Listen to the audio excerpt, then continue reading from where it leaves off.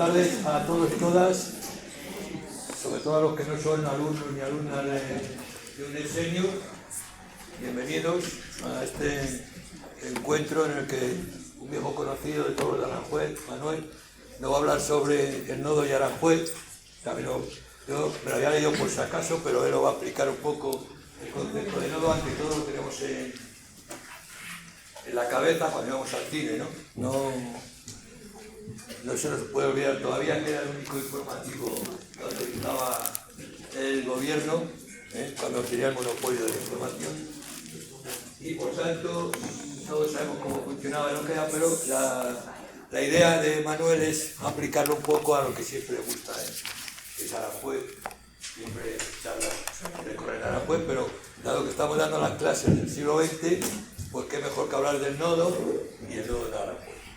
No quiero enredarme porque luego les falta tiempo a los ponentes. Ya os digo que José Luis en enero terminará la de Yugoslavia con la segunda parte, que es la más cercana a nosotros. El otro día no dio tiempo, lógicamente, por la ampliación que es del tema de Yugoslavia, y que también será abierto por si alguien quiere venir. Para los alumnos, alumnas de UNED Senior, os paso la hoja, firmada en cualquiera de las dos, ya sabéis el DNI. Los que no sois alumnos ni alumnas, paséis de la hoja tranquilamente. Y ya, sin perder más tiempo, les dejo con Manuel. Bueno, buenas tardes. Lo que se dice siempre, muchas gracias por haber venido. Y bueno, sabéis qué fecha es hoy, 20 de noviembre, ¿verdad? Es una fecha que nos suena, es de esas fechas que quedan marcadas en la memoria, el 11M, el 1M y el 20N. Si yo os preguntase a vosotros, si yo os preguntase a vosotros, por ejemplo, ¿qué os recuerda la fecha así, sin pensar, al 20N? Seguro que la mayoría me diríais que es cuando murió Franco. Luego vamos a ver que es mentira. Sin embargo, pocos pensaréis que hoy murió, por ejemplo, la duquesa de Alba, murió León Tolstoy, fusilaron a José Antonio Primo de Rivera, murió Durruti en Madrid, en la defensa de Madrid, también hoy.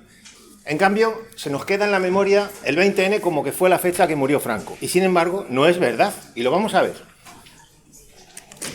Mirad. Todos sabemos la fecha en la que comenzó la guerra civil y la fecha en la que termina.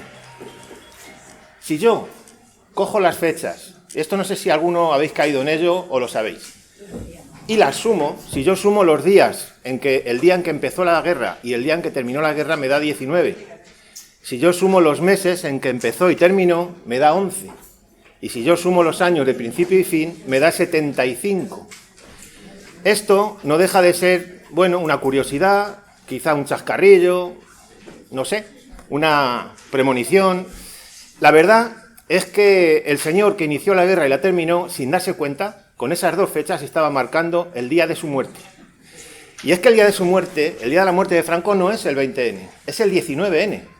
Es el 19. Por aquellas cosas de hacerlo coincidir con otras fechas y demás, se llegó incluso a falsificar el acta del embalsamador, porque esa tarde el equipo de Franco le llamó y le dijo: ten todo preparado porque su excelencia está a punto de fallecer y en cualquier momento vas a tener que venir a asistir.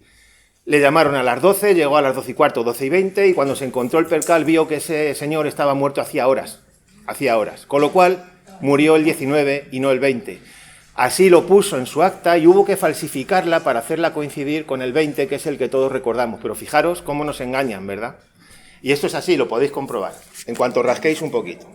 No sé si lo conocíais, no deja de ser una curiosidad, pero ya lo podéis ir contando por ahí, sumando fechas. La fecha que sale es la fecha real de la muerte de Franco. Bueno, y a lo que hemos venido hoy es hablar del nodo.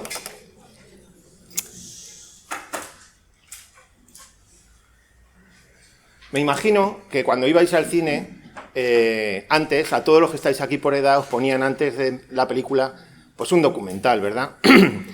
Vale, pues antes de meternos en el meollo de lo que hemos venido aquí, yo quería deciros que para hablar de la historia de Aranjuez se puede hacer, vamos a ver, como de tres maneras, ¿verdad? Utilizando la pintura, utilizando la fotografía o incluso ya grabaciones más recientes, que puede ser lo que vamos a ver hoy. grabaciones de vídeo, ¿vale?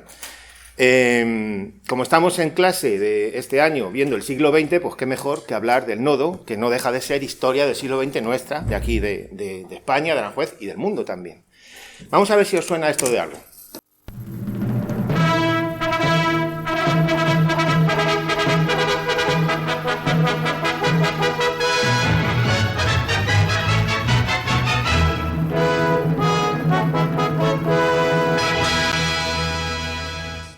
Os sonará a todos, es una de las muchas cabeceras que utilizó el nodo a lo largo de su historia. Hubo muchas, esta es una, ¿vale? No es de las más antiguas. El nodo es algo que nace gracias a una disposición que prohibía que en España hubiese otro noticiero, otra forma de informar a la población que no fuese así. Esta forma de informar ciertamente controlada. No podía haber otro noticiero como os digo. Se proyectaba en los cines obligatoriamente antes de las películas y se hizo desde 1942 hasta 1976, o sea, un año después del fallecimiento de Franco, obligatoriamente. Luego se prolongó un poco en el tiempo, ¿vale? Y ya voluntariamente los cines podían o no ponerlo hasta el año 81, estuvieron poniéndolo, hasta el año 81. Yo creo que todos los que estamos aquí y los que no, estamos de acuerdo en que fue el principal medio de propaganda que tuvo Franco y el franquismo. Sirvió al régimen, yo creo que estamos de acuerdo en esto todos, fuera de ideologías políticas, que sirvió al régimen para difundir sus valores y exaltar la figura del dictador. Se trataba de dar la imagen de una España que progresaba, una España nueva, con futuro, con ilusión, que era la envidia del mundo y que como en España no se estaba en ningún sitio, ¿verdad? Buenas. Hola. Se buscaron ídolos a seguir y maneras de distraer a la gente. Se utilizó, como sabéis, pues el Real Madrid, Lola Flores, toreros como el Cordobés, niños prodigio como Joselito, el niño que salía antes del ajedrez, Arturito Pomar, este tipo de cosas que lo que hacían era distraer a la gente. A la vez, pues se inauguraban grandes obras, grandes pantanos a los que acudía Franco ahí todo orgulloso en las inauguraciones y demás.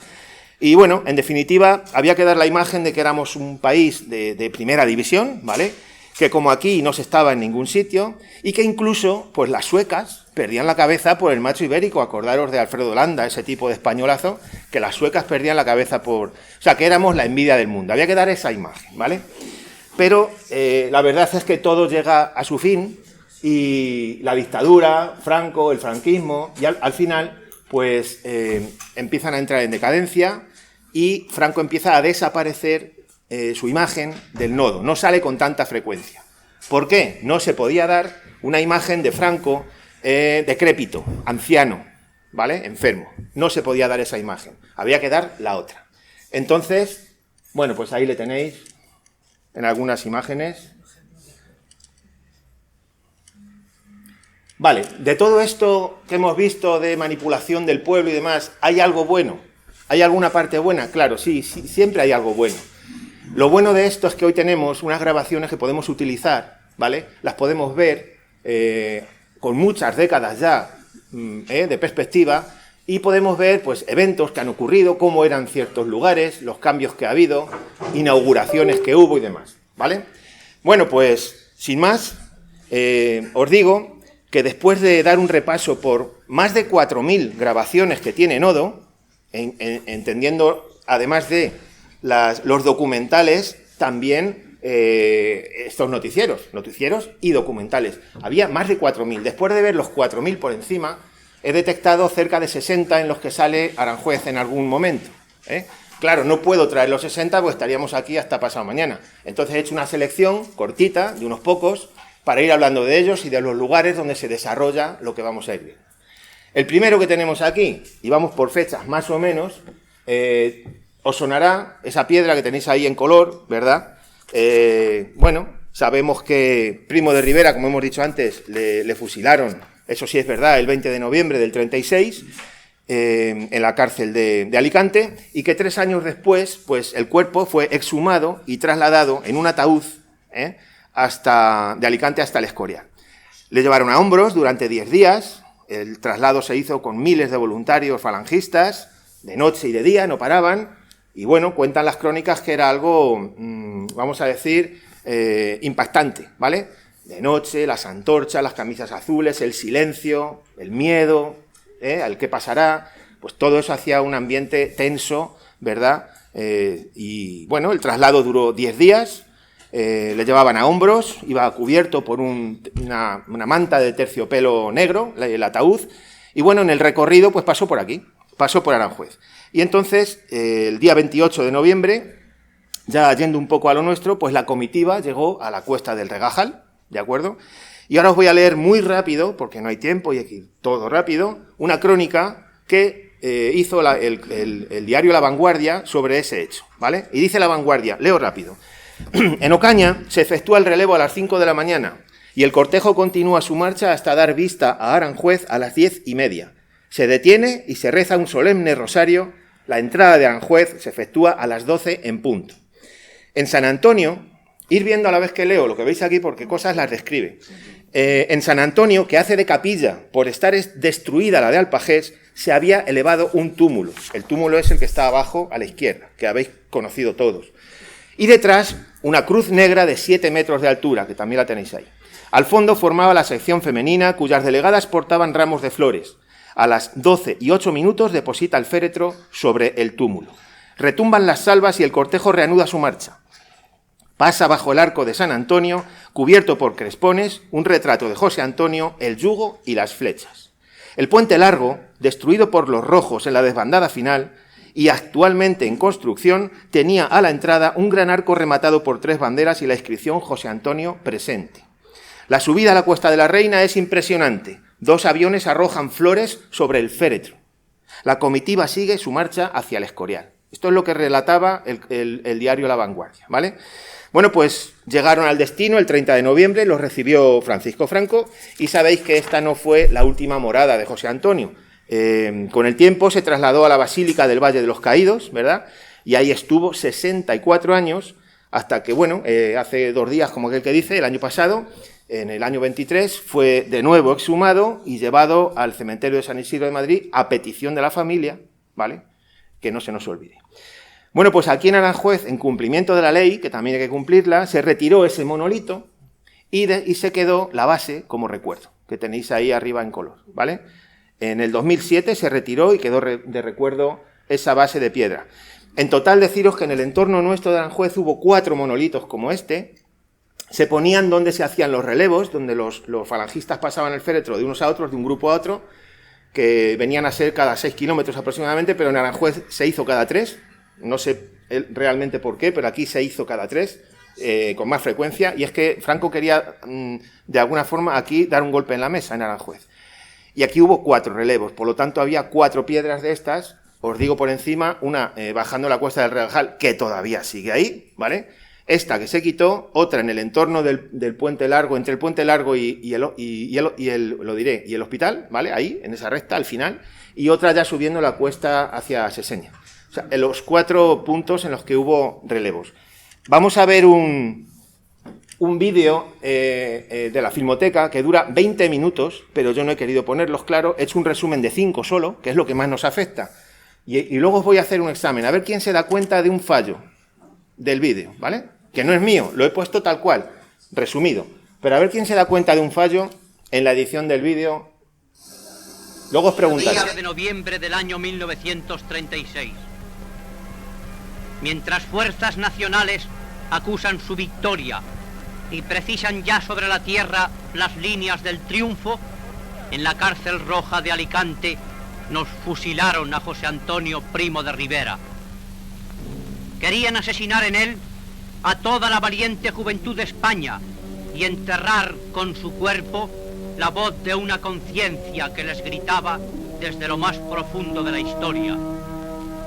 Más de años estuvo bajo la tierra y he aquí el día, la nueva madrugada de noviembre del año de la victoria, en que la falange, ya España entera, arranca de la tierra de Alicante este cuerpo para llevarle a hombros de sus hombres, como la prenda mejor de sus batallas, hasta la piedra dura del monasterio de San Lorenzo del Escorial.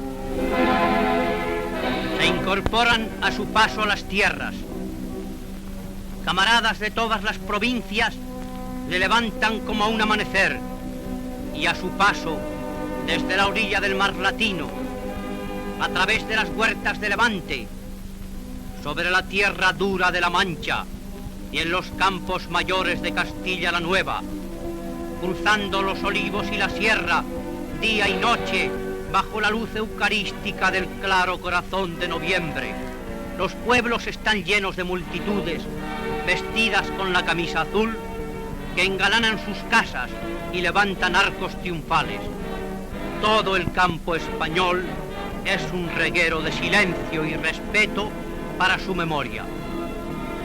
El pueblo siente el drama de José Antonio y sabe comprender fervorosamente al joven César, fundador de la doctrina del nuevo Estado que Franco ganó por la victoria de las armas. Y así, tras 10 jornadas de valiente duelo, la capital de España, donde él vivió y luchó, les recibe hoy en un homenaje de respeto inolvidable.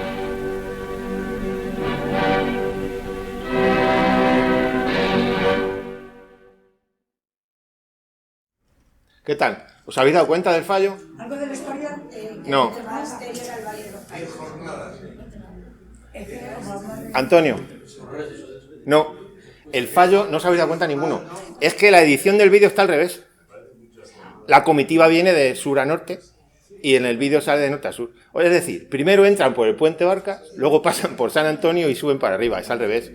Vienen de abajo, está hecho al revés. O sea que el montador se equivocó. Por eso habla primero del escorial y el escorial no tiene sentido porque está del norte. Bueno, seguimos. Estáis suspendidos todos porque ninguno os habéis dado cuenta. Seguimos. ¿Tú lo has visto más de una vez? Sí. Bueno, seguimos. A ver, nos vamos al Jardín del Príncipe, a la zona de los pabellones, ¿vale? Y aquí os voy a contar una cosita. Miráis, el pabellón real, de los que hay ahí, es el más grande. Y repito que estamos en el Jardín del Príncipe. Sabéis que fue realizado por Bonavía y Fernando VI. Tenía los muros interiores decorados y los suelos cubiertos por azulejos de Manises. No era cualquier cosa. Los otros 4 pabellones, que son ya más chiquititos, son ya de época de Carlos III, ¿vale? Bueno, pues sabemos que recientemente Patrimonio Nacional decidió rehabilitar estos pabellones, ya sabéis que están cerrados ahora mismo, y empezaron con las obras en el año 2015-2016, y bueno, pues además de recuperar esta zona, el proyecto consistía en devolver el aspecto original que tenía entonces cuando se llamaba, en el siglo XVIII, se le conocía como La Florera, ¿eh? Bueno, pues aquí en esta zona ha habido muchos cambios a lo largo del tiempo, básicamente motivados por las crecidas del río y las riadas, cuando se desbordaba el río, pues para evitar que el agua entrase en ciertos lugares lo que hacían era crecer el terreno, ¿vale? Iba creciendo el nivel del terreno, al final lo que hacías era subir el nivel y lo que hacías era tapar puertas, tapar piedras, tapar cosas. Entonces, bueno, pues se pusieron a trabajar y en los trabajos de reducir niveles y demás, pues se encontraron con cosas como esa que tenéis ahí abajo a la derecha, que no se sabe qué es realmente, si es una jardinera, si es un aljibe. Tiene unas dimensiones curiosas porque tiene más de 4 metros de diámetro y 1,5 metros de fondo, ¿eh? Entonces, bueno, pues entre esto y otra serie de factores, pues sabéis que las obras se han dilatado bastante y, bueno, a ver cuándo nos lo van abriendo. Os cuento un poquito esto para que veáis que esta zona fue elegida en su día para los aficionados al fútbol, para que la selección española, en un partido que tenía pendiente de jugar contra la selección de Irlanda en el año 1947, eligió este lugar para entrenar.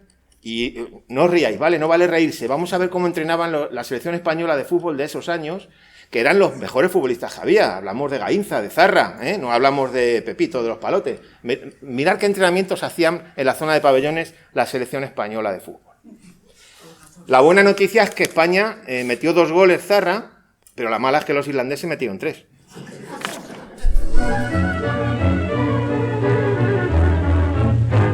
En Aranjuez, bajo un cielo gris y ante el lluvioso paisaje melancólicamente invernal, los jugadores españoles seleccionados para tomar parte en el encuentro futbolístico con Irlanda se entrenan y realizan diversos ejercicios. El director de la Escuela de Educación Física de Toledo, Coronel Villalba, dirigió estas demostraciones que aseguran la excelente forma de los seleccionados.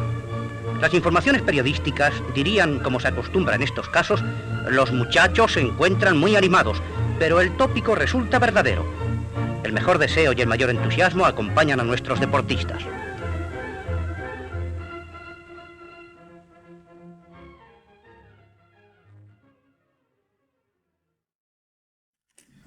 De verdad, ¿eh?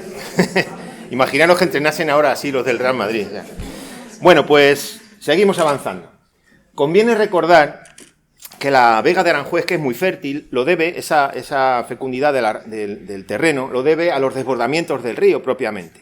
Cuando se desbordaba, el limo se depositaba lleno de nutrientes y eso es lo que le daba al terreno esas propiedades para luego ser...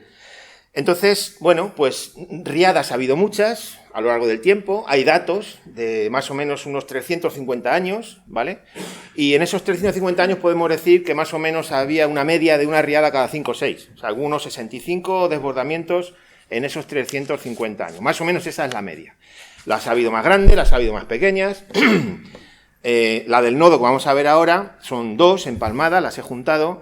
Y bueno, una de ellas llegó a alcanzar el nivel del agua 4 metros por encima de lo normal. No es cualquier cosa, 4 metros, ¿vale? Entonces, bueno, hay lugares en Aranjuez en los que han quedado marcas de hasta dónde llegó el nivel. Ahí tenéis un ejemplo, en la Casa del Labrador, en esas piedras, tenéis el lugar hasta dónde llegó el agua.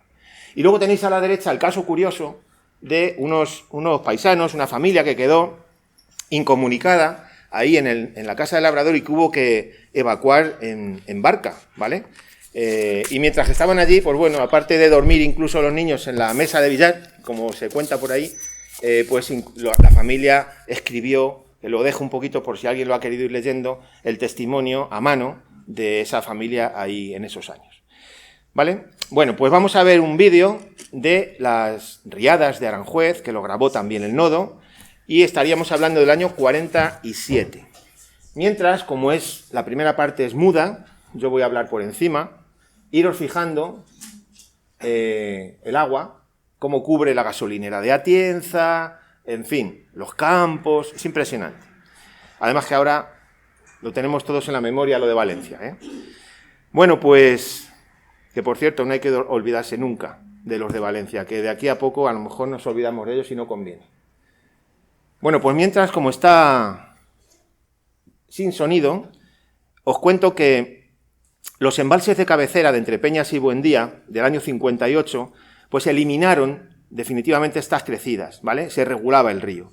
Entonces, desde entonces, pues no se ha vuelto a provocar inundaciones. El Tajo es el río más largo de la península ibérica. Y era un río salvaje, como veis ahí, era un río vivo.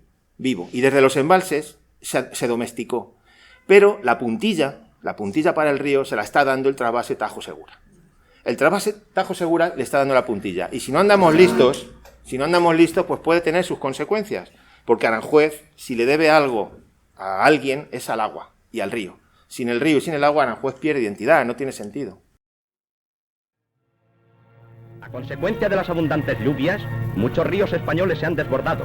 La crecida del Tajo ofrece un aspecto impresionante en los alrededores de Aranjuez. Algunos trozos de la carretera de Andalucía quedan cubiertos por las aguas. Los jardines y la mayoría de las huertas están inundados.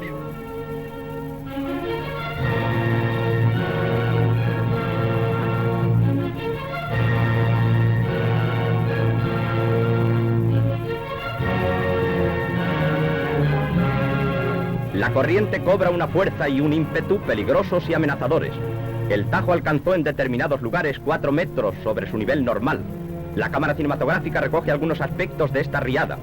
El panorama fluvial se transforma y hay momentos en los que el río se disfraza de mar y las orillas ribereñas fingen playas sacudidas por el oleaje. El real sitio de Aranjuez, meta placentera en el buen tiempo de pacíficas excursiones domingueras, muestra ahora un aire totalmente distinto a causa de la inundación.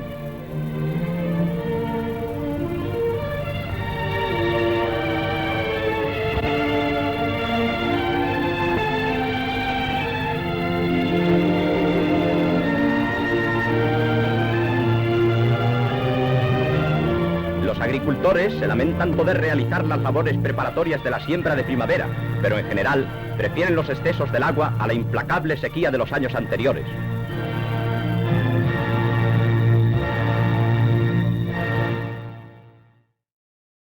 Bueno, pues nos vamos de viaje al Escorial. Nos vamos camino del Escorial, y sabéis que camino del Escorial, a la derecha, antes de llegar, está el Valle de los Caídos, ¿vale? Si pasamos al Valle de los Caídos, pasamos el control, más o menos a 2 kilómetros, después del control nos encontramos con estas piedras. Son unas piedras grandes, ahí más o menos se les da la dimensión, ¿vale? Estas piedras se conocen como los postes de Juanelo. Ahora hablaremos un poco de Juanelo. Hay diversas teorías de para qué se hicieron estas piedras y estas columnas. Básicamente yo he encontrado 3 teorías, pero nos vamos a quedar con la última, ¿vale? Porque nos va a gustar más.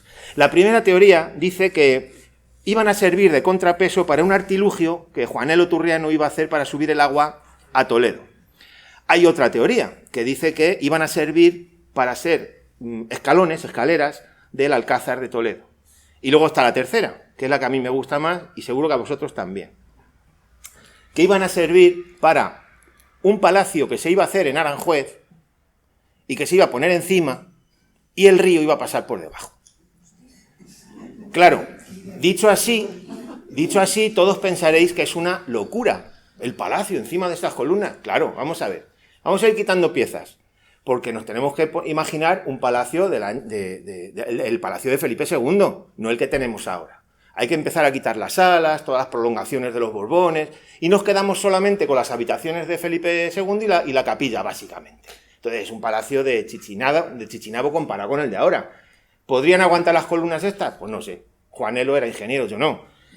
Esa es la teoría, ¿vale?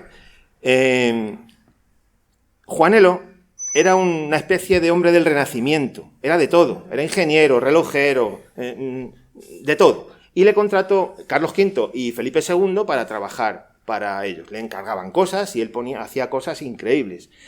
Claro, en una ocasión que hubo un proyecto sobre las escaleras del Alcázar, pues se explotó una cantera de granito cerca de un pueblo de aquí de Toledo, de Sonseca, y el caso es que sobraron piezas que se abandonaron ahí y ahí se tiraron ya siglos, como se suele decir. Hasta que un guardia civil retirado, y digo yo que iría con las manos atrás dándose un paseo, se encontró con las piedras. Dijo, ¿esto qué es?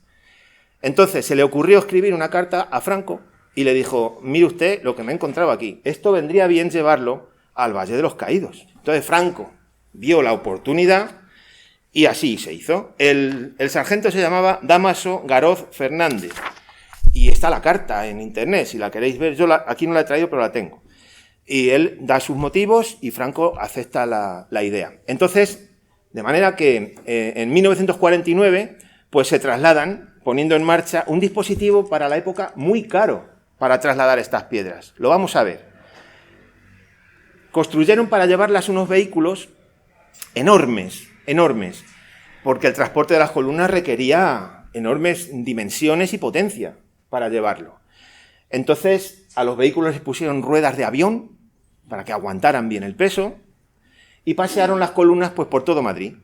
Se convirtió en un show. Al principio, el emplazamiento iba a ser la Basílica del Valle de los Caídos, pero pensaron que algunos puentes no iban a resistir el peso y al final pues fueron instalados, como hemos visto antes que os dije, a un par de kilómetros de la entrada del complejo del Valle de los Caídos. ¿Sabéis qué día se pusieron las piedras en el Valle de los Caídos y tal? El 20 de noviembre. Otra cosa más que coincide. Bueno, pues deciros que entre muchos pueblos por los que pasaba las piedras, hubo uno que era Orgaz, que está muy cerca de aquí, y le hicieron una frase, un cantar a esas piedras que todos sabían que venían camino de Aranjuez en su día. Y dice el cantar, los postes de Juanelo ya van andando y llegarán al sitio, sabe Dios cuándo.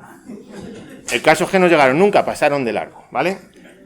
Vamos a seguir viendo un vídeo en el que yo no voy a hablar nada, dura muy poquito. Tiene poco que contar, pero es más de ver. Son 30 segundos, pero merece la pena. Cada día es mayor la afluencia de extranjeros a nuestra patria. Los componentes del tercer curso para profesores y estudiantes norteamericanos, que se celebra en la actualidad, visitan el Real Sitio de Aranjuez, admiran la belleza del palacio y sus tesoros artísticos e históricos y recorren sus elegantes jardines. Permanente recuerdo de esta excursión por las tierras y los lugares históricos de España serán las fotografías que todos obtienen ávidamente.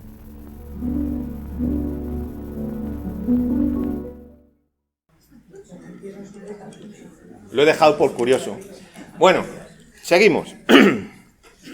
Estamos en Aranjuez otra vez y, como veis, vamos a hablar de la Plaza de Toros. En Aranjuez hubo espectáculos taurinos desde muy antiguo. Todos los reyes básicamente eran aficionados, algunos no, es verdad, y cada uno pues tenía su sitio preferido. Hubo espectáculos taurinos en el Rebollo, en Alpagés, en el Mar de Ontígola, en la Plaza de Parejas y también en plazas de toros que hasta el siglo XVIII las plazas de toros donde se hacían los espectáculos eran cuadradas y se utilizaban las plazas mayores de los pueblos en muchas ocasiones, en el mismo Madrid se hacía, ¿eh?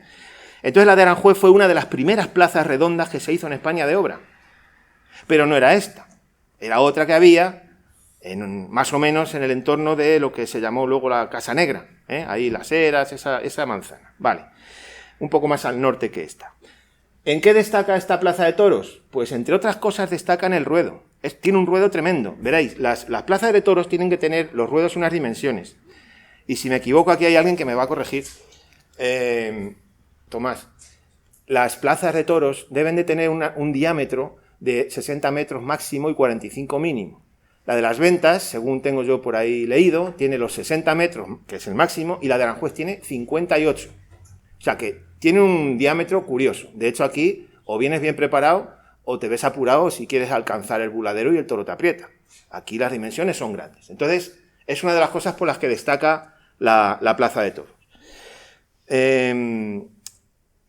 Podríamos hablar mucho de la plaza de toros, muchas cosas, pero como no nos podemos detener, si alguien tiene curiosidad por ver más, pues como, hombre, yo no vengo a vender nada, pero si os metéis en el canal de los vídeos o en el blog, ahí tenéis hasta los colores de los que se hizo las maderas en su época, los detalles. Hoy no podemos hablar de detalles. Sí os voy a decir, por ejemplo, que en toda la vida de la plaza solo ha habido una víctima mortal, que fue un picador que se le cayó el caballo encima. O sea, no ha habido más desgracias grandes que esa. En resumen, para terminar con la plaza, es una de las pocas que siguen, desde el siglo XVIII, que siguen en pie y que se siguen usando, ¿vale?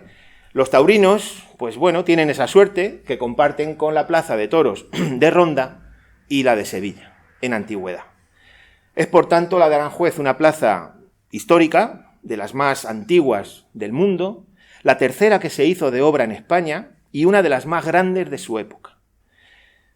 Bien, deciros que además de espectáculos taurinos como pueden ser corridas, novilladas, charlotadas, encierros, todo lo que tenga que ver con el toro, además, sabéis que la plaza de Aranjuez se ha utilizado también pues para mítines políticos, verbenas, cine, circos, boxeo, en fin, una serie de cosas. Y también para rodajes de videoclips musicales, series de televisión o películas, como esta que tenéis aquí, que es una que se rodó, creo, es que no os quiero mentir, sí, en el año 50, y La Caramba, que terminó un poco mal, y el nodo le llamó rodaje accidentado, habéis visto al principio, porque veréis cómo termina el asunto, ¿vale?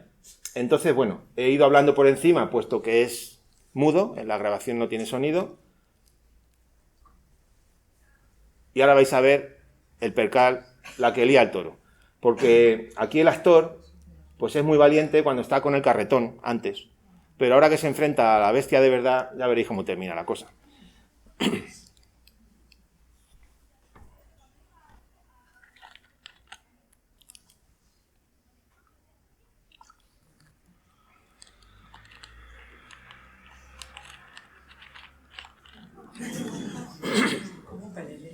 Total. Pero no él solo. El toro arrasa.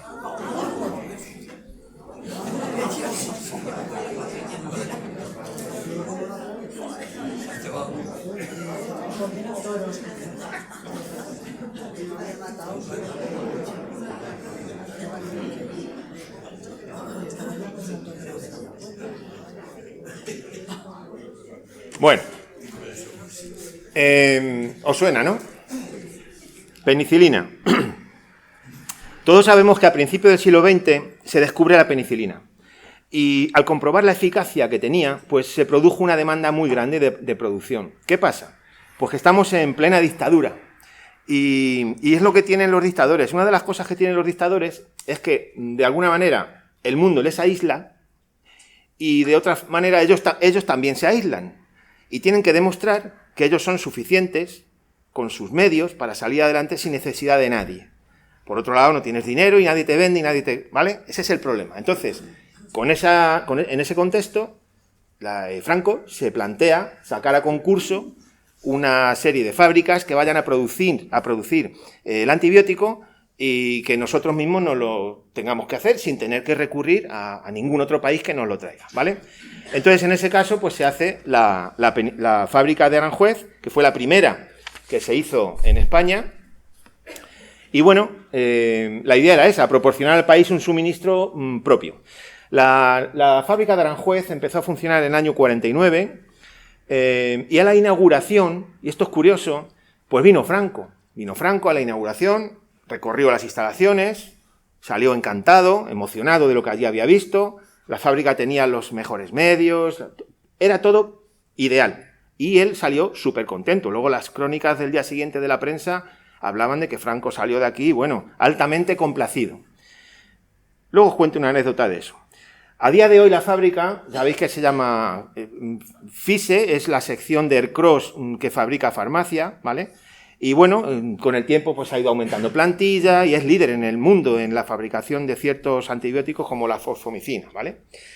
Bueno, pues mientras que vemos un vídeo de la fábrica, os cuento una anécdota que de verdad que os recomiendo que si un día tenéis tiempo investiguéis sobre la vida de una señora, una científica llamada María Teresa Toral.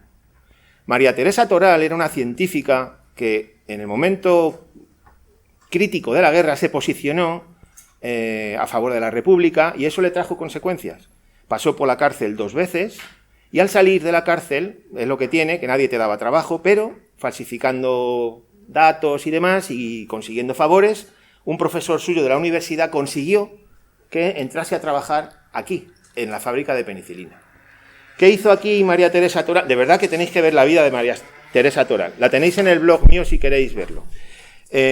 Cuando llegó aquí la señora esta, la científica muy reputada, pues ejerció como jefa de producción farmacéutica y realizó el montaje de la instalación del aire, que no es cualquier cosa, porque es muy importante el aire en suspensión, tiene que haber unas ciertas condiciones para que no se perjudique la producción del antibiótico. Ella es la que lo hizo. Entonces, lo que no sabía Franco, cuando vino aquel día a la inauguración y salió tan altamente complacido, es que todo aquello que estaba viendo tan moderno y lo había diseñado una roja peligrosa. Bueno, pues... Con motivo de celebrarse el 6º Congreso Internacional de Leprología, eminentes especialistas extranjeros y españoles visitan el Sanatorio Nacional de Trillo, una de las más importantes instituciones sanitarias dedicadas a la lucha contra esta enfermedad.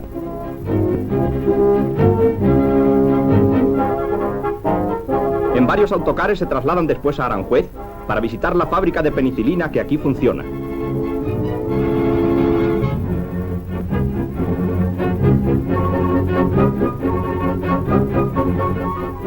Representantes de 52 naciones recorren las diversas dependencias donde se preparan antibióticos de alta calidad científica. Un personal minuciosamente instruido en esta nueva rama de la industria farmacéutica e instalaciones similares a las de otros países completan el equipo de esta nueva realización española admirada por nuestros visitantes.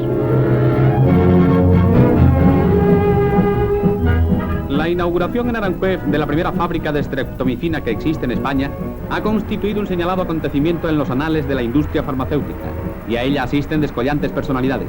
Contribuyó a dar mayor brillantez al acto la presencia del insigne descubridor del antibiótico Dr. Waxman, en honor del cual fue descubierta una lápida conmemorativa como tributo de los españoles a su humanitaria conquista científica. El famoso investigador dio a continuación las gracias por el homenaje de que era objeto.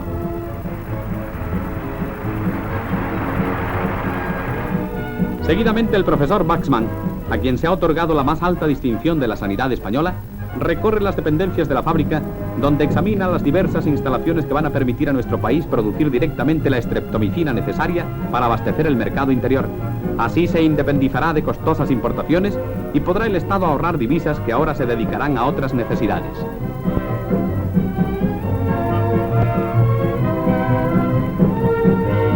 streptomicina y dihidroestreptomicina se obtendrán en Aranjuez con las normas y procedimientos empleados en los laboratorios norteamericanos. Y es importante destacar que tanto la dirección técnica como los materiales empleados son enteramente españoles, lo que constituye una prueba de los progresos de nuestra industria químico-farmacéutica. Bueno, seguimos avanzando. ¿Os suena? Vamos a ver una grabación que trata, es la crónica de una visita oficial que hizo el príncipe de Irak, y en la grabación vamos a poder ver cosas como los embalses de Entrepeñas y Buendía, la Casa del Labrador, Toledo en ruinas después de la Guerra Civil, y esta figura de Carlos V y el furor, la original, ¿vale? Entre las ruinas del Alcázar. Allí estaba, allí pasó la guerra. La figura Carlos V y el furor es una obra de Leoni, que tardó 15 años en hacer.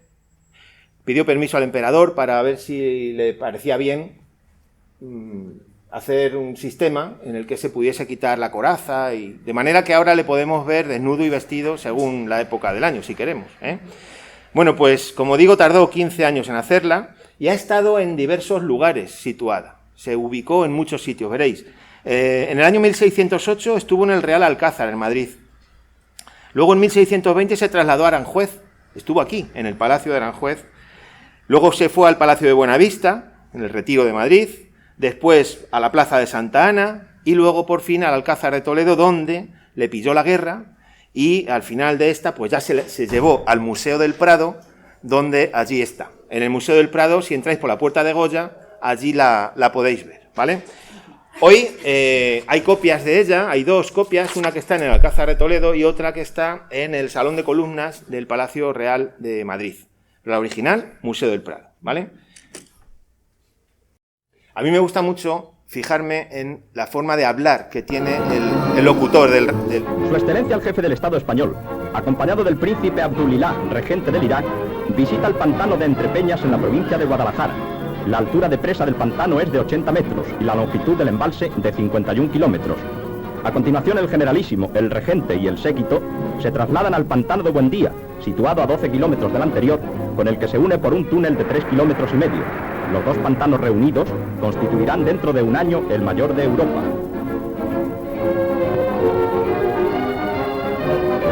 Otra visita de las efectuadas por el príncipe regente del Irak en compañía del jefe del Estado español tiene como escenario Aranjuez y la casita del Labrador.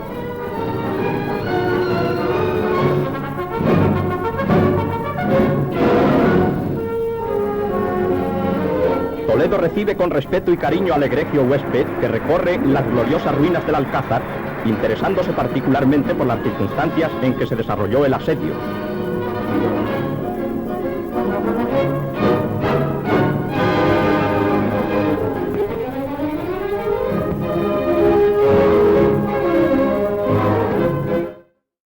Ahí la teníais, entre las ruinas, ¿vale? Bueno, seguimos. Estamos en el año 1955 ahora, ¿vale? Y ahí tenéis 4 fotogramas del siguiente documental que vamos a ver. Y lo he puesto así para llamaros la atención sobre 3 o 4 cosas de cada uno y ya está. Vamos a ir en el sentido de las agujas del reloj, primero arriba a la izquierda, y ahí nos podemos fijar en el tridente famoso, ¿verdad?, de las calles de la Reina, Príncipe e Infantas, ¿lo veis?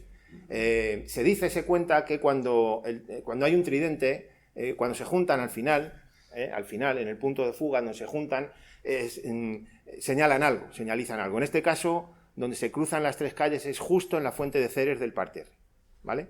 Si se prolongasen las líneas, cortarían las cúpulas de palacio, la del norte y la del sur. Aquí en Aranjuez todos son matemáticas. Luego a la izquierda tenéis aquí, a ver si con el ratón se puede señalar, sí, aquí tenéis, ¿se ve así si señalo? Ahí tenéis la cuadrícula del pueblo. Aquí abajo tenéis la zona donde ahora se hicieron los estudios de cine, está MAFE, en fin, la zona del polideportivo, las palomitas, todo eso, sin hacer. En este otro, en el de la derecha, os quiero llamar la atención sobre varias cosas. Aquí tenéis la plaza de parejas, ¿vale? Y un campo de fútbol, ¿le veis? Ese campo de fútbol, estamos en el año 50, es el segundo campo de fútbol que se hizo allí, con orientación norte-sur. El anterior fue de los años 30 y tenía orientación este-oeste, Así que ya sabéis, el sol a la gente le daba y le cegaba. Ahora ya con norte-sur es otra cosa, porque el sol va de lado. Curioso, proporciones áureas, tanto en la casa de oficios que tenéis a la derecha, y caballeros, como en la plaza de parejas, proporciones áureas, ¿vale?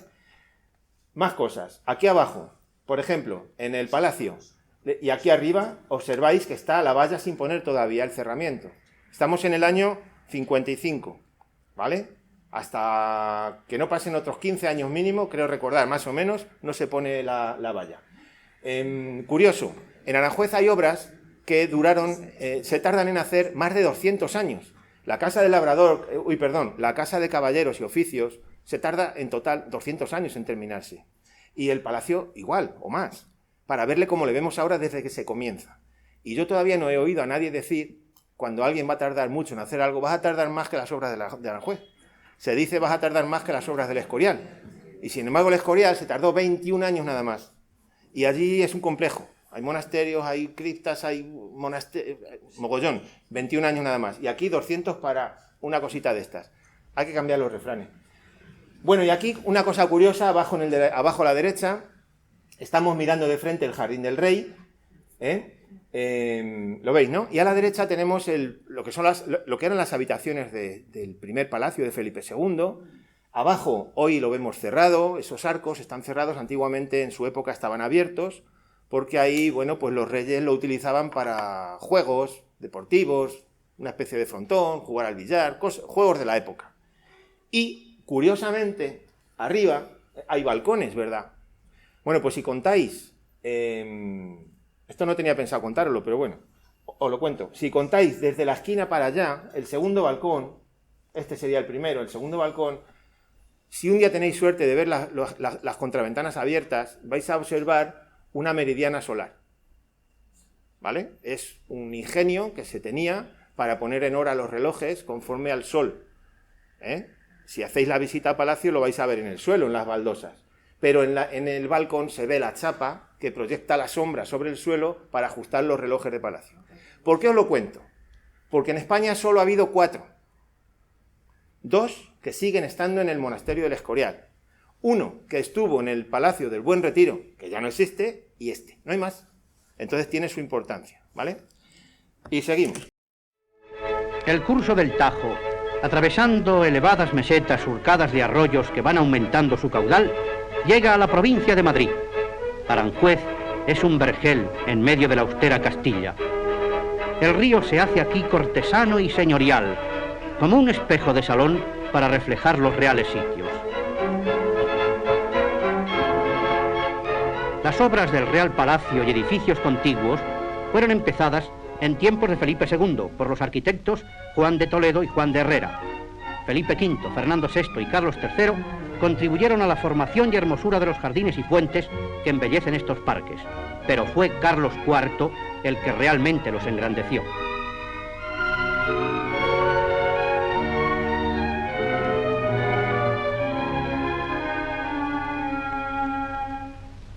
También con la afluencia del Tajo son fértiles y apropiados para la producción agrícola la Vega y los alrededores de Aranjuez, donde abundan los frutales.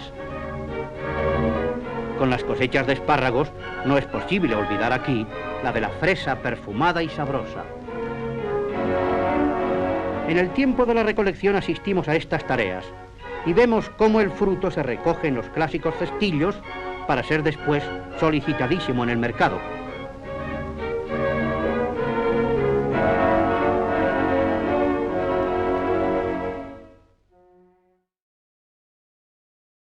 Qué tiempos, ¿verdad?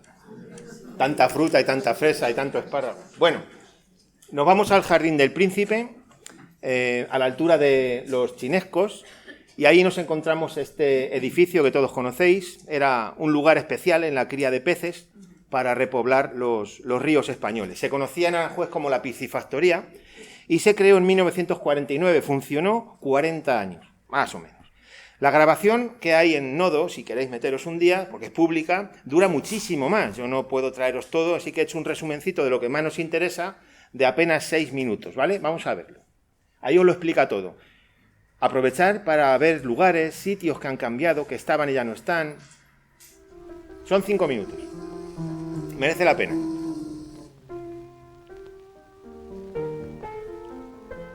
El Real Sitio de Aranjuez, a la vera del anchuroso Tajo, ofrece el encanto de sus jardines, la frescura de sus frondas y el esplendor histórico y artístico de sus palacios y de sus monumentos.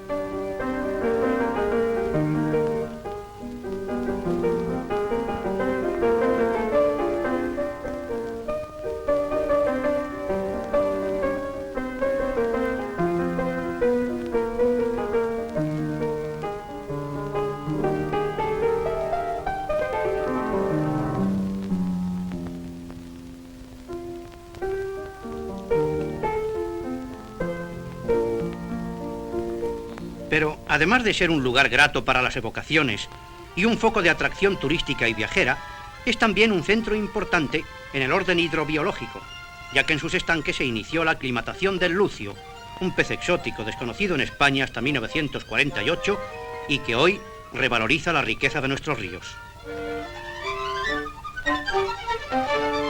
El Servicio Nacional de Pesca Fluvial cuenta en Aranjuez con un laboratorio de esocicultura para incubación de huevos de lucio.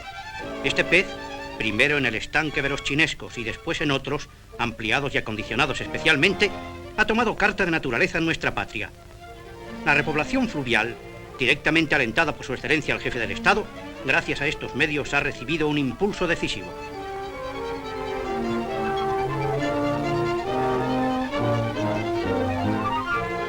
En el estanque va a efectuarse el copo de los ejemplares reproductores para trasladarlos al laboratorio.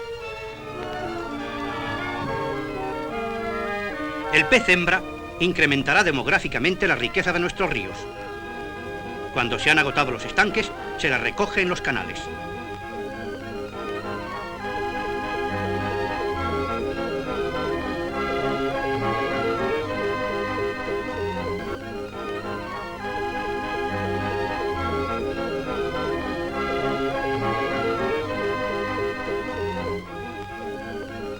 En el laboratorio, la pareja de lucios, macho y hembra, aguardan su turno para la freza artificial. Para esta operación hay que emplear el método extraseco, ya que tanto los reproductores como la cubeta que se emplee no pueden contener ni una gota de agua.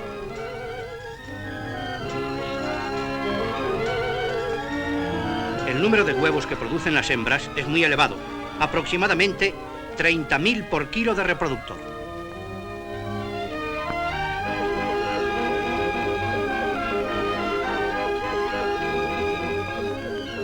La incubación se realiza en garrafas de zubo, grandes botellas sin fondo, colocadas de modo invertido, para que el agua al circular por ellas consiga un constante y uniforme movimiento de los huevos emplazados en su interior. Esta incubación dura de 10 a 12 días.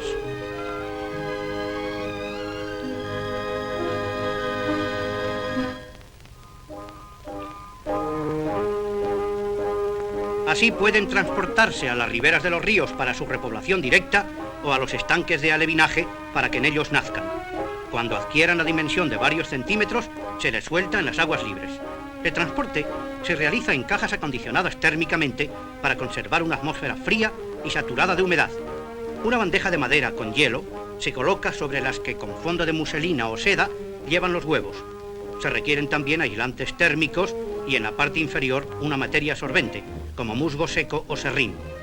En 4 años, los alevines que de los huevos nazcan medirán más de 1 metro y pesarán 11 kilos.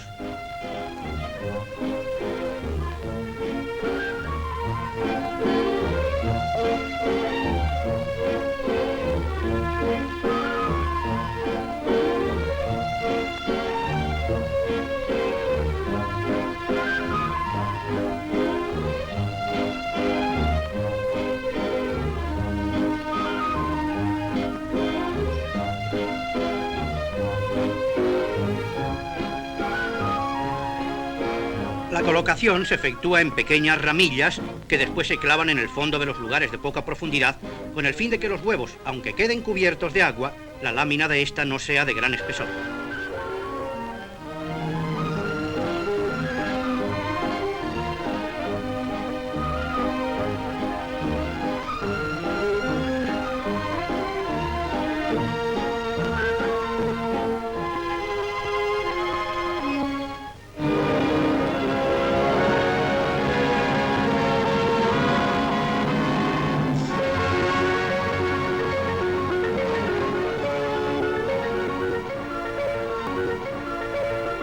mediante el sifonado se efectúa el trasvase a las garrafas de transporte.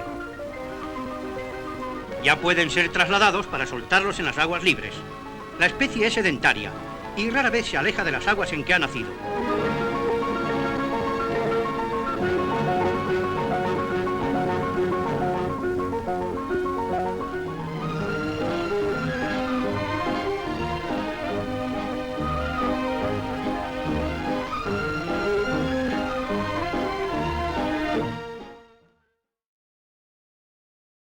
Curioso, ¿verdad? Bueno, ¿os suena esto? Ahí tenéis el gato ahí encima. El gato que ya está triste y rojo, no triste y azul. Seguimos. Estamos ahora a mediados del siglo XVIII, cuando la corona comienza a levantar edificios para distintos usos en Aranjuez. Y uno es este. Se llamaba Cocheras de la Reina Madre y quedó terminada la obra en 1765. El destino eran cocheras, caballerizas y habitaciones de los criados de la reina Bárbara de Braganza. Cuando muere la reina Bárbara de Braganza y luego sabéis que al año muere su marido, Fernando VI, viene de Nápoles el hermanastro Carlos III, se hace con el asunto y bueno, pues destina este edificio al uso de su mujer y después al de su madre Isabel de Farnesio. Posteriormente, más adelante, en la Guerra de la Independencia, pues tuvo un destacamento de franceses, se provocó un incendio, que bueno, el edificio sufrió bastantes desperfectos y bueno, no fue el único en Aranjuez, hubo muchísimos que sufrieron a los franceses y sucesivos incendios y bueno, hubo que rehabilitarlo y el edificio entonces recuperó de alguna forma el uso que tenía, pero además se habilitó para alojamiento de la gente que venía en las jornadas reales, ¿de acuerdo? Cuando la corte más adelante, ya en época de Isabel II, deja de venir por aquí, pues entonces desaparecen las jornadas, como digo, y la reina María Cristina, viuda de Alfonso XII, lo cede para un colegio de huérfanos del ejército de infantería. Al principio era para niños y niñas, luego posteriormente fue solo para niñas, ¿vale? Entonces, bueno, el agua se traía, el agua potable se traía desde el mar de Ontígola a través de una tubería. Pero bueno, lo que tienen las cosas es que al final no era tan potable y un día los niños cogieron una bacteria y sufrieron bastantes problemas gastrointestinales, incluso llegaron a morir 2 niños aquí por culpa de esas aguas que al final pues no eran tan potables, ¿vale?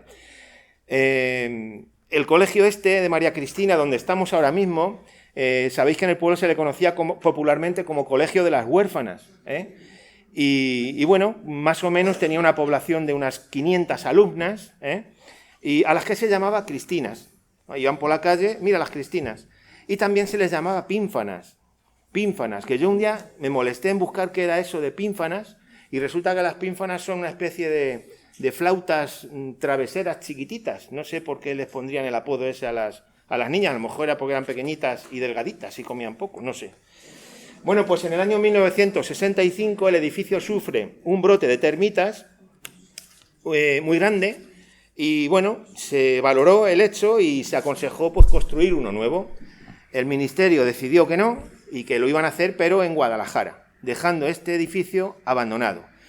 Cerró las puertas para siempre el sitio donde estamos ahora en el 1971 y luego más adelante la Comunidad de Madrid pues lo rehabilitó de una manera importante en los años 86 hasta el 92. De manera que aquel colegio de María Cristina antiguo se terminó convirtiendo en el Centro Cultural Isabel de Farnesio que hoy tenemos. Y ahora vamos a ver una visita que hizo Franco a este edificio y no os perdáis las caras de emoción al final, porque aunque sean dictadores, también tienen corazón. Vais a ver qué caras de emoción. Visitan la cripta de los caídos y depositan una corona de laurel en la tumba del capitán general Moscardó. En la explanada y ante el Alcázar, solar de heroísmo, presencia el desfile del batallón de alféreces alumnos de la academia. Como recuerdo homenaje a los compañeros muertos, en Aranjuez y en el Colegio de María Cristina se reúnen las representaciones de niños y niñas huérfanos de jefes, oficiales y suboficiales de los 3 ejércitos y de la Guardia Civil. La huérfana de un caído durante nuestra guerra de liberación agradece el recuerdo dedicado a los padres de los alumnos y ofrece su beso filial y el de sus compañeros tras haber expresado cómo piden diariamente a Dios, colme a España y al Generalísimo de la paz y la dicha merecidas. La emoción aprieta todas las gargantas y hace asomar lágrimas a los ojos de los hombres que llevan en sus guerreras prendidas sobre el pecho las más altas condecoraciones, otorgadas a los que no vacilaron jamás en afrontar los mayores riesgos en el servicio de las armas. Se emocionaron.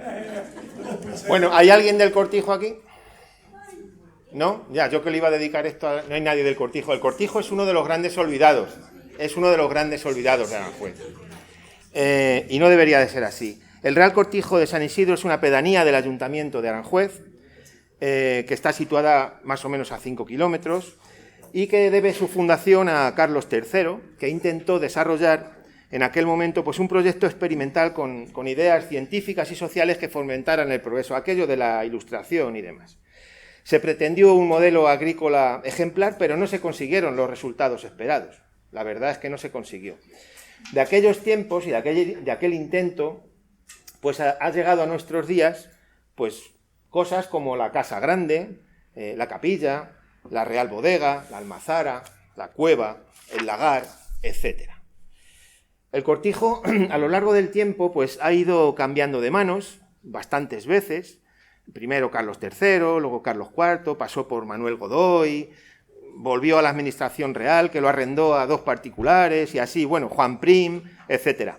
Y después de muchísimas vueltas, pues volvió de nuevo al Estado. Para terminar este resumen tan rápido sobre el Cortijo, diremos que el gobierno franquista llevó a cabo en España una reforma agraria, que todos sabéis, ¿vale? Entonces se recuperaron todas las tierras que estaban segregadas, se recuperaron todas y se repartieron entre los colonos, ofreciéndoles a cada uno pues una parcela y una vivienda que tenían que hacer frente en pagos aplazados hasta 20 años. Vamos a ver una visita. El secretario de Agricultura de Estados Unidos, Mr. Herbert Taft Benson, visita con el ministro de Agricultura español, señor Cánovas, el Gran Cortijo de San Isidro en el término municipal de Aranjuez, y aprecia en él la labor realizada por el Instituto Nacional de Colonización. Esta finca fue adquirida por el Estado para su parcelación, y en ella están instalados 102 colonos en regadío y 111 en secano. También recorren las plantaciones de remolacha y resol, así como otros cultivos asociados, informándose acerca de su rendimiento. En la sede del Instituto Nacional de Colonización, el director de dicho centro, señor Torrejón, ante los planos y maquetas de la obra que la organización realiza por todo el haz de la geografía española, le expone la tarea a efectuar y los planes para el futuro. En el Ministerio de Comercio cambia impresiones con el titular de dicho departamento, señor Ullastres. Bueno, pues vamos con otro top del franquismo, la sección femenina. Sabéis que José Antonio Primo de Rivera funda Falange Española en 1933, pero resulta que no admitía mujeres. Entonces, pues decidieron fundar una sección femenina. Al mando de esta organización, que era piramidal, por supuesto, y antidemocrática también, pues estaba Pilar Primo de Rivera. Con la llegada del franquismo, la situación de la mujer sabéis que cambió radicalmente. Todos los beneficios, por así decir, o los derechos que tenía la mujer se perdieron. Y con la llegada del franquismo, pues la mujer empezó a tener que pedir permiso al marido para todo, para trabajar, para tener una cuenta en el banco, si se quería ir a cualquier sitio, necesitaba al hombre, que era el único administrador de los bienes. A la mujer tan solo le correspondía ser buena hija, esposa y madre. Tenía que fortalecer la familia, educar a los hijos en la fe cristiana, potenciar la tasa de natalidad y, en fin, para ello, el dictador diseñó una política donde todo estaba atado y bien atado. Pilar Primo de Rivera fue la encargada de llevar a cabo el adoctrinamiento de las mujeres. El hombre y la mujer tenían que tener diferentes papeles. La mujer debía estar al servicio del hombre y cumplir el papel de ama de casa, esposa, madre, feligresa católica cristiana, sumisa, obediente y, sobre todo, patriota. De aquel adoctrinamiento, todavía a la sociedad de hoy actual nos han llegado ramalazos de machismos y cosas de estas, ¿vale? O sea, que mucho de lo que tenemos ahora viene de entonces. La sección femenina, para este proyecto, pues compró una finca a Patrimonio Nacional y creó la Escuela Nacional Onésimo Redondo de Aranjuez, donde se obtenía la titulación de mayor graduación y venían muchachas de todas las provincias de España. Todos los años ingresaban entre 80 y 100 muchachas de entre 18 y 35 años. El proyecto este duró más o menos 30 años, pero durante todo el tiempo estuvo sumido en contradicciones. Por ejemplo, Pilar Primo de Rivera, que nunca se casó, sin embargo, predicaba que lo más importante para las mujeres era la familia y tener hijos. Y era algo que hacían la mayor parte de los dirigentes. Por un lado decían una cosa y ellos por otro lado hacían la contraria. Bueno, pues vamos a ver un vídeo de a qué se dedicaba la sección femenina en Aranjuez.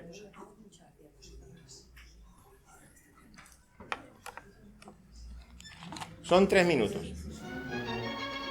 La inauguración oficial de la Escuela Mayor de Orientación Rural Onésimo Redondo, que la sección femenina ha instalado en Aranjuez, es presidida por Su Excelencia el Jefe del Estado, a quien acompañan su esposa y otras personalidades. Esta escuela se destina a la preparación de inspectoras rurales, jefes de granja, profesoras de especialidades agropecuarias, de la cátedra ambulante y especialistas para explotaciones particulares.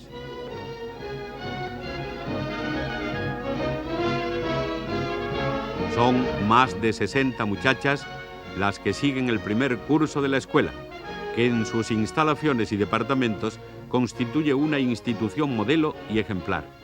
Bajo su influencia, las mujeres campesinas se adiestran en los más modernos procedimientos para romper la rutina de las explotaciones antiguas.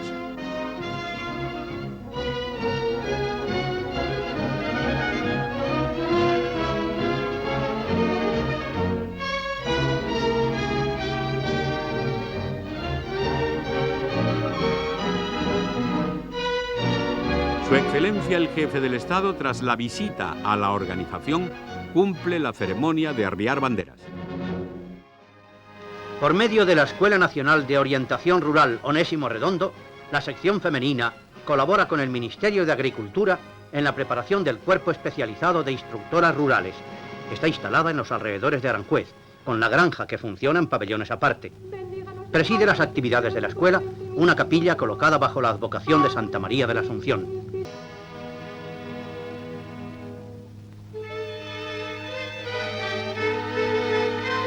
Para completar su capacitación, las alumnas, divididas en grupos, son destinadas por semana y en rotación a las distintas prácticas de la granja, que cuenta con ganado vacuno seleccionado.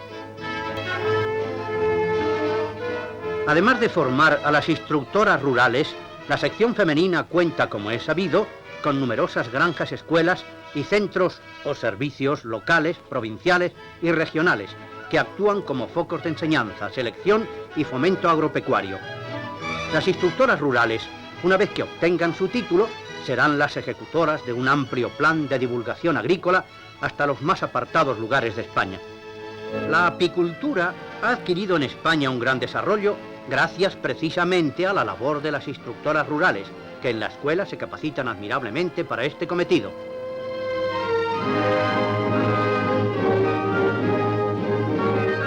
El laborioso mundo de las colmenas, el trabajo de las abejas, es un símbolo de quehacer y de tarea ordenada y fecunda. Rodean a la escuela y granja fértiles tierras donde las alumnas aprenden las labores del huerto familiar, la floricultura, la jardinería y los cultivos en general.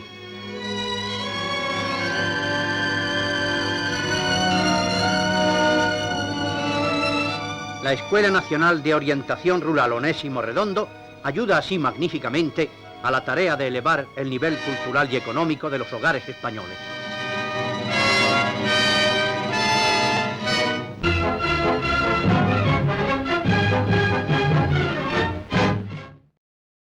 Bueno, la idea, como habéis visto, era formar a las mujeres, adoctrinarlas de alguna manera y luego ellas se iban a encargar de ir por los pueblos adoctrinando, como una mancha de aceite que se iba a extender. Pero bueno, no resultó bien. Vamos a ver un vídeo que me gusta mucho. Estamos en el año, no sé qué año es, rondando el 60, ahora lo veo. Dura apenas unos segundos, es muy cortito, pero me parecía imprescindible. Se trata de un atleta cruzando el puente de Barcas con la antorcha olímpica. No sé si la habréis visto alguna vez. Es la antorcha olímpica de Lini, una especie de olimpiadas de empresas que había por entonces en España. Dura tan poquito que he decidido ponerlo incluso 2 veces y la última a cámara lenta para que os dé tiempo a ver los lugares por los que va pasando el tipo este con la antorcha. De manera resumida sobre el puente os diré que, para no entretenernos mucho, que claro, ha habido muchos puentes a lo largo del tiempo, ¿verdad? Este es el último, pero a lo largo del tiempo ha habido muchísimos. El primero data de 1656, de época de Felipe IV, cuando hay que cruzar el río y alguien pues dice, pues mira, unas barcas y encima una plataforma y ya está. Y por eso se llama Puente de Barcas, ¿eh? Claro, a lo largo del tiempo pues resulta que las riadas, las necesidades del tráfico han ido rompiendo puentes, necesitando ampliar y se han ido cambiando hasta que el que tenemos ahora, ¿vale? Ha habido muchos. Entonces, si queréis verlo, al canal de YouTube. Vamos a ver a este señor.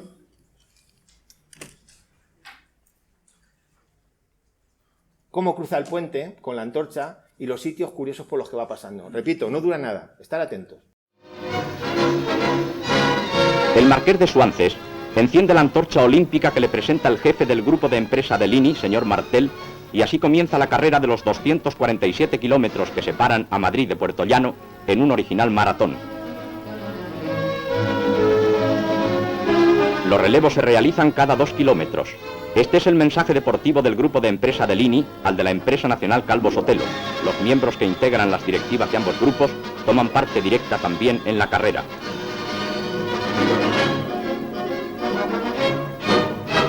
Aranjuez y su plaza de San Antonio ven pasar al portador de la antorcha que va cubriendo etapas y relevos con arreglo a programas rigurosamente cumplidos, lo mismo en la ciudad que en el campo. Este acontecimiento deportivo tan poco frecuente pone de relieve la solidaridad fraterna de nuestros hombres y constituye además una acción social que merece ser admirada y conocida de todos. La industriosa ciudad minera de Puerto Llano se anuncia entre los celajes de la niebla. Don Manuel Gruñeiro Sáez agota el último relevo al pie mismo del pedestal donde la antorcha encendida de Lini comunica simbólicamente sus ardores a la empresa nacional Calvo Sotelo a través de la obra de Educación y Descanso.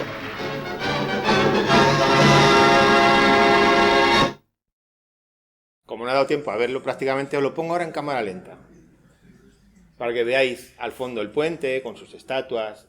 A la derecha lo tapa el camión, pero estaría la oficina de turismo. Ahora pasa por el jardín de Isabel II y vais a ver los cambios que ha habido.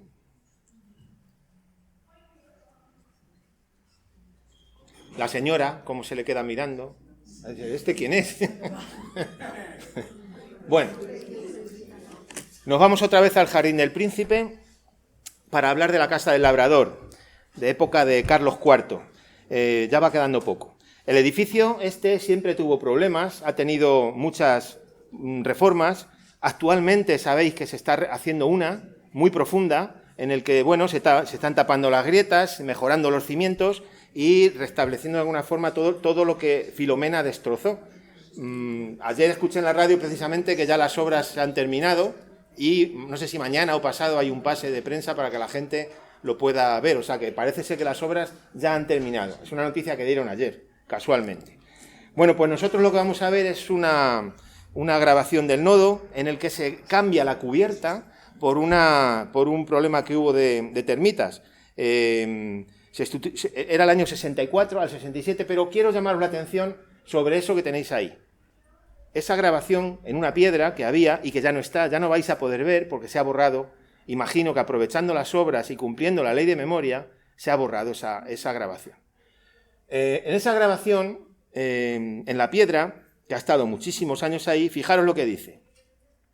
Porque claro, de Franco nos han contado pues, que era un buen militar, un gran estratega, el marido ideal, un abuelo dulce, el mejor cazador, el mejor pescador, el que cogía los peces más grandes, o sea, lo mejor. Pero es que ahora ya lo que nos faltaba por escuchar es que Franco trajo la paz a España, que lo tenéis ahí escrito, ¿vale? Y que las obras se hicieron con sus ideas. O sea, que tenemos también un Franco arquitecto, para el que no lo sepa. La grabación de la piedra dice: Durante la paz, y no lo digo yo, durante la paz de Francisco Franco, caudillo de España, se restauró totalmente esta casa del Labrador con sus fachadas y cubiertas. Las obras ejecutadas por el Patrimonio Nacional, según idea del jefe del Estado, duraron 3 años. Ahí tenéis las fechas y lo vemos en un vídeo de 1 minuto. No busquéis ya la piedra porque la han borrado. La llamada Casa del Labrador, levantada por Carlos IV en los jardines de Aranjuez, aparece ahora cubierta por este aparatoso montaje, cuyas dimensiones contrastan con la pequeñez de los insectos que motivan estas obras de reparación.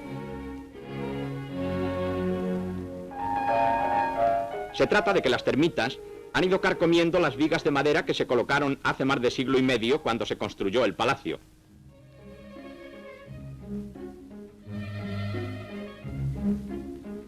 Estos son sus efectos. Ahora estos materiales resistentes a la hormiga blanca son los que se utilizan en la restauración del edificio. He aquí algunos destrozos producidos también en los lienzos de pared de los salones.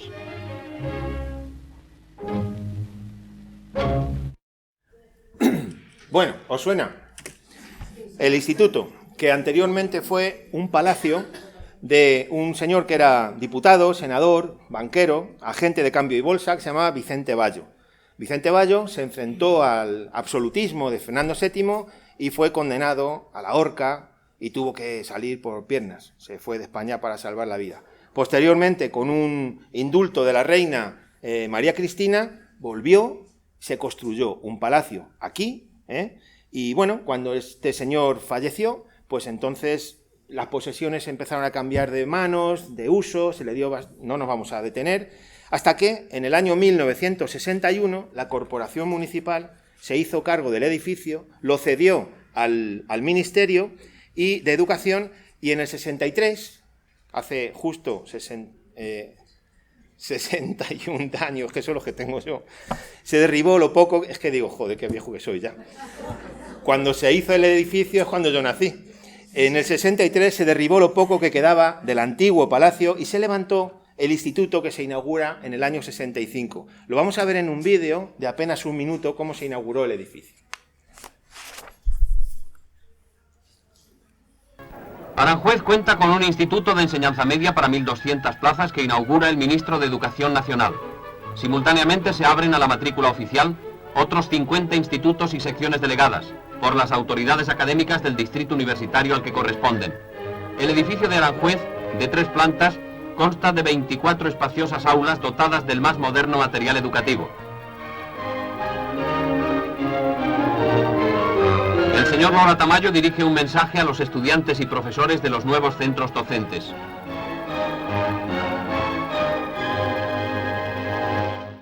Bueno, cortito, pero merece la pena. En el año 66, la esposa de Franco, Carmen, pues vino por aquí a inaugurar una serie de cosas. En la misma jornada inauguró todo lo que tenéis ahí. Las reformas del puente colgante, la restauración de la capilla de Palacio, el Museo de Falúas y la rehabilitación del castillo de 1806. Con los años, ¿vale? A día de hoy podemos decir que, bueno, las viviendas y el entorno sabemos cómo están, bastante regular. El puente colgante sabemos lo que pasó, se cayó y hubo víctimas mortales.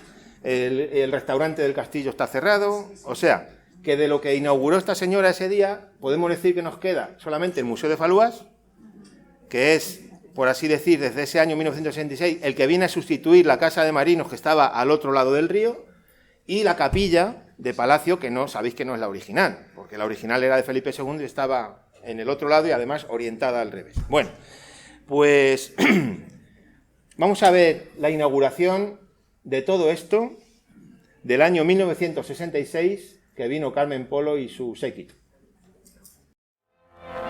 El Real Sitio de Aranjuez recibe la visita de la excelentísima señora doña Carmen Polo de Franco, que es cumplimentada por el ministro subsecretario de la Presidencia y el director general de Bellas Artes. En la capilla de Palacio se ha hecho una importante labor de restauración en los muros y bóvedas pintados por Maella y Valleu.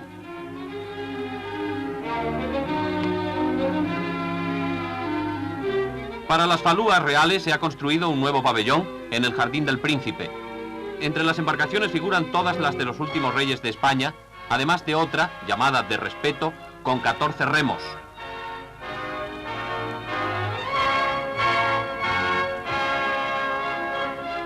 Un grupo de 84 viviendas, construidas por el Patrimonio Nacional, es también inaugurado por doña Carmen Polo de Franco, quien entregó personalmente las llaves a sus beneficiarios, familias de los empleados del patrimonio en el Real Sitio.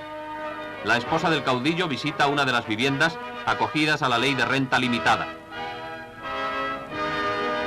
La ilustre visitante fue despedida cariñosamente por el pueblo de Aranjuez.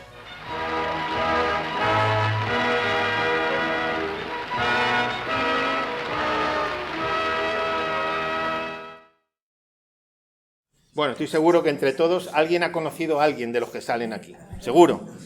Bueno, pues seguimos. Vamos a hablar de un tema muy rápido que, bueno, de vez en cuando salta la discusión sobre ello. Es el asunto de las estatuas del puente. Vamos a aclararlo definitivamente.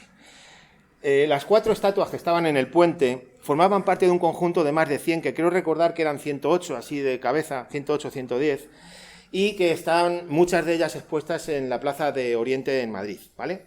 ¿Qué ocurre? Que parece ser, según se cuenta, que la reina Isabel de Farnesio pues tenía una pesadilla recurrente en la que veía que esas estatuas se caían de la cornisa del palacio y provocaba accidentes serios, ¿no? Entonces, bueno, pues al final se decidió no ponerlas y almacenarlas en los almacenes.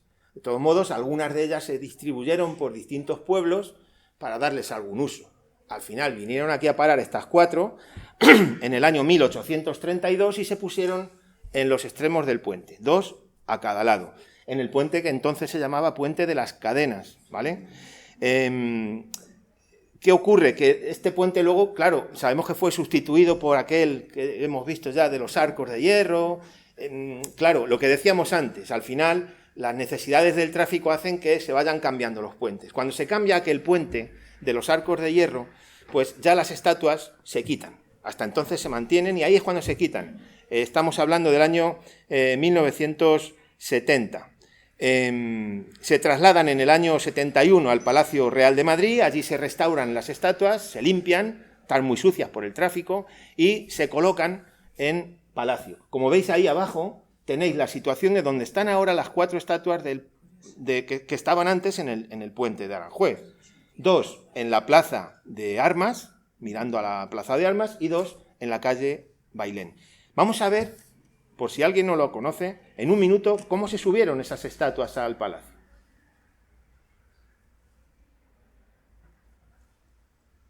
En definitiva, eran unas estatuas que eran un préstamo, no eran nuestras, nunca han sido nuestras. Al cabo de muchos años, las esculturas del rey navarro Sancho el Mayor y del conde de Castilla García Fernández van a ocupar unos basamentos que les esperaban, vacíos, a 12 metros del suelo en la fachada del Palacio Real de Madrid. El contraste entre la severa majestad de estas figuras y las grúas que las alzan hasta su definitivo emplazamiento no deja de ser curioso.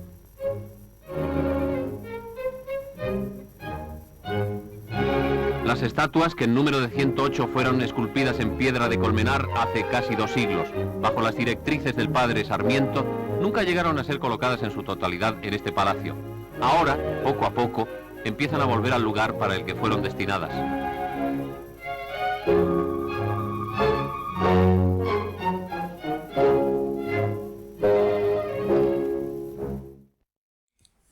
Pues ahí tenéis dónde fueron a parar nuestras estatuas.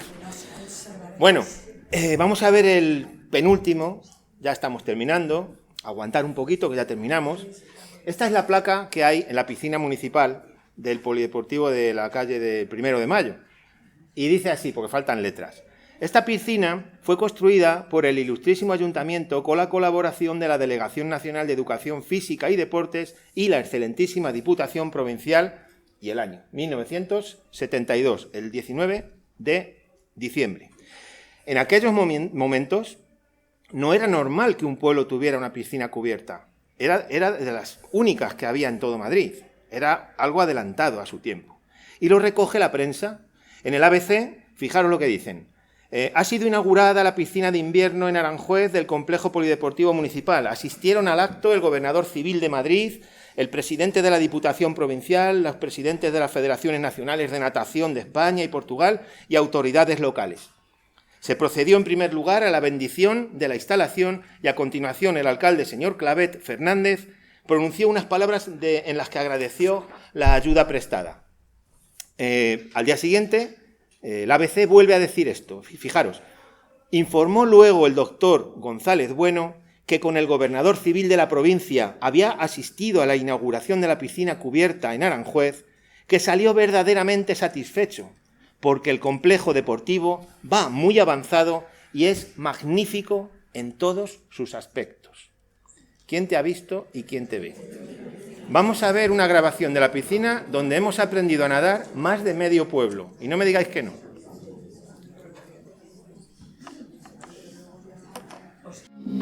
En la moderna piscina cubierta de Aranjuez se celebran las pruebas de la natación, deporte incorporado hace 6 años, pero que ya cuenta con los Rigau, Díaz, Melo, nadadores internacionales que un día disputaron análogas finales.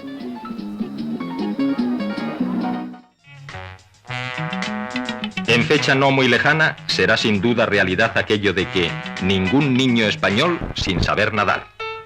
Gracias al esfuerzo de corporaciones y entidades públicas, cada día afloran más las piscinas de carácter deportivo, como esta municipal de Aranjuez, donde, al igual que en tantas otras, tienen de forma continuada cursillos de natación que han totalizado dentro de una campaña el número de 32.000 participantes.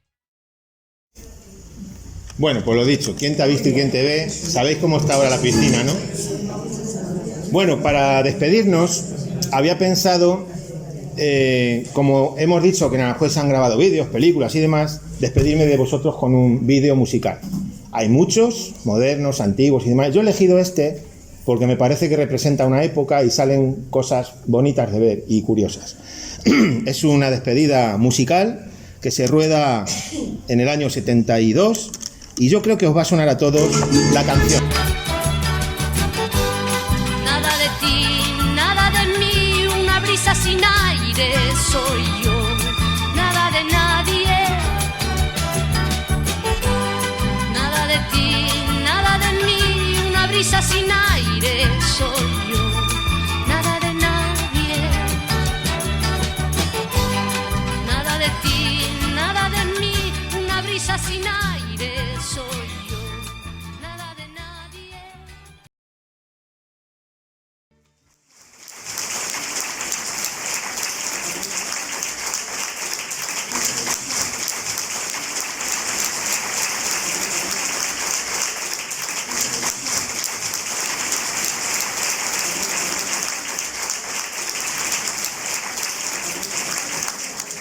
Muchas gracias. Gracias. Si alguien quiere decir algo, Que lo diga ahora. Que lo diga ahora o callo para siempre.